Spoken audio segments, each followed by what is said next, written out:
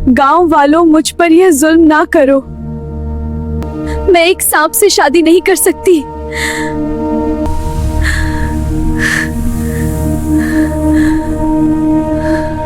प्यारे दोस्तों, मेरी इस दुख भरी कहानी को सुनकर जरूर जाइएगा। आखिर सांप ने मेरे साथ क्या किया? मीरा जंगल में लकड़ियों का गट्ठा बांध रही थी। तभी उसके कानों में एक अजीब सी सरसराहट गूंजी। यह सरसराहट हवा की नहीं थी, बल्कि किसी के कराहने की आवाज थी। वह ठिठक कर रुक गई। सामने बेरी की घनी झाड़ियों के पीछे कुछ हिल रहा था।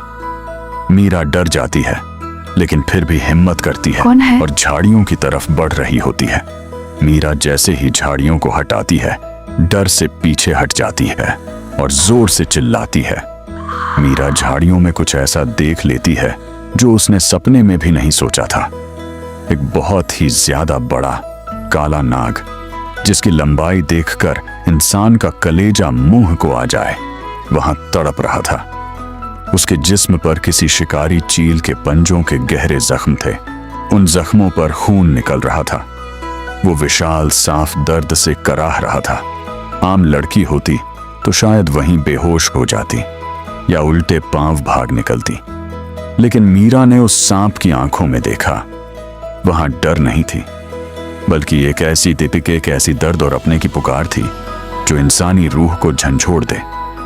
मीरा ने अपने कांपते हाथों से अपने दुपट्टे का पल्लू फाड़ा। मीरा डरते हुए सांप के करीब पहुंची तो सांप ने अपना फन फैलाया, मगर फिर सांप शांत हो जाता है, जैसे मीरा को पहचान गया हो। उसने अपना सिर जमीन पर रख दिया। मीरा ने बड़ी हिम्मत से उसके जख्म साफ किए और अपने हिस्से का दूध, जो वह मिट्टी के प्याले में लाई थी, उसके सामने रख दिया। और मीरा मन ही मन बोलती है, पी ले, शायद तेरी जान बच जाए। सांप ने धीरे धीरे दूध पीना शुरू किया, लेकिन तभी वहां पर एक अजीब सी घटना हुई। जब सांप ने दूध का प्याला खत्म किया तो उसकी आंखें एक लम्हे के लिए सुनहरी चमक से रोशन हो गईं और मीरा को ऐसा लगा जैसे उसके दिमाग को किसी ने कंट्रोल कर लिया हो। और उसे एक आवाज सुनाई देती है, तुमने मुझे नहीं, कोई बोल रहा था, तुमने मुझे नहीं, अपनी तकदीर को बचाया है। मीरा बहुत डर गई और पीछे हट गई। एक सांप इंसान की आवाज में कैसे बोल सकता है? वह लकड़ियां वहीं छोड़कर अपने घर की तरफ भाग निकली। उसने सोच लिया था अब वह दोबारा कभी जंगल में नहीं आएगी। उसे आज तक जंगली जानवरों से ऐसा खौफ महसूस नहीं हुआ था जैसा इस सांप से हुआ था। एक जानवर, लेकिन आवाज इंसानी। यही खौफ मीरा के दिल में उसे डरा रहा था। वह भागते भागते अपने घर पहुंच गई। वह मंजर उसके सर पर जैसे सवार हो गया था, लेकिन वह नहीं जानती थी कि उसकी जिंदगी आग या बदल जाएगी। अगली सुबह जब वह सोकर उठी तो उसके आंगन की देहरी पर वही काला नाग कुंडली मारे बैठा था। पूरे गांव में जैसे कहराम मच गया। मीरा डर के मारे जोर से चिल्लाती है और बोलती है, गांव वालों, मुझे बचाओ। ना जाने इतना बड़ा सांप कहां से आ गया, मगर वह सांप किसी को कोई नुकसान नहीं पहुंचा रहा था। वह बस बैठा झोपड़ी के अंदर देख रहा था, जैसे वह मीरा को देखना चाहता हो। सांप को देखकर मीरा बहुत डरी हुई होती है और वह कमरे में सिमटी सी बैठ जाती है। यह कोई आम जानवर नहीं, यह तो मौत का साया है। लोग लाठियां लेकर आए, कुल्हाड़ियां चमकाई गईं, लेकिन जैसे ही कोई उस सांप के करीब जाता, मान पर काली घटाएं छा जाती और जमीन हिलने लगती। वह नाग किसी को नुकसान नहीं पहुंचा रहा था, बस वह सांप इंसानी आवाज में कह रहा था, बस्ती वालों, मैं तुम लोगों को कोई नुकसान नहीं पहुंचाऊंगा। मैं जिस मकसद के लिए इस बस्ती में आया हूं, मेरा वह मकसद पूरा कर दो। मैं बिना किसी को नुकसान पहुंचाए यहां से चला जाऊंगा। वह बस अपनी ठंडी आंखों से मीरा को देख रहा था। खौफ की लहर अब गांव के मुखिया के पास गई। गांव का मुखिया बंदूक लेकर गुस्से से मीरा के घर की तरफ चल दिया। जैसे ही मुखिया मीरा के घर पहुंचा, उसने तुरंत सांप के ऊपर बंदूक तानी। सांप ने अपना कद इतना बुलंद किया कि वह इंसानी कद से भी ऊपर निकल गया और पूरे गांव ने वह मंजर देखा जो सदियों की तारीख में नहीं हुआ था। सांप का फन बहुत ही बड़ा और विशाल था। ये नजारा बहुत ही ज्यादा डरावना था। चारों तरफ तूफानी हवा, बिजली कड़क रही थी। दिन में भी रात जैसा अंधेरा छाया हुआ था। ऊपर से साफ इंसानी आवाज में बात कर रहा था। रुक जाओ, ए मिट्टी के पुतलों, अगर तुम में से किसी ने भी हरकत की तो इस गांव की मिट्टी में तुम्हारी कब्र बन जाएगी। मैं यहाँ शिकार करने नहीं सकेना को अपनी दुल्हन लेने आया हूँ। मेरा इस लड़की के साथ शादी करा दो और इसे मेरी दुल्हन बनाकर मेरे साथ विदा कर दो। मैं बिना किसी को नुकसान पहुंचाए चला जाऊंगा। पूरे गांव पर सन्नाटा छा गया। मीरा के पैरों तले से जमीन निकल गई। सांप की नजरें अब सीधे मीरा की तरफ ही थीं। सांप की नजरों में मीरा के लिए प्यार ही प्यार था। वह मनहूस रात पूरे गांव पर किसी भारी बोझ की तरह भारी हो चुकी थी। मीरा की झोपड़ी के बाहर उस काले नाग की मौजूदगी अब कोई ढकी छुपी बात नहीं रही थी। वह साफरे अब सिर्फ एक जानवर नहीं रहा था, बल्कि पूरे गांव के लिए एक ऐसी पहेली बन चुका था जिसका जवाब किसी के पास नहीं था। पहले पहले वह सिर्फ मीरा के घर की देहरी पर पहरा देता रहा, लेकिन फिर उसने गांव की गलियों का रुख करना शुरू कर दिया। अजीब बात यह थी कि वह ना ही किसी इंसान या बच्चों या जानवरों को छेड़ता था, न किसी राहगीर पर हमला करता।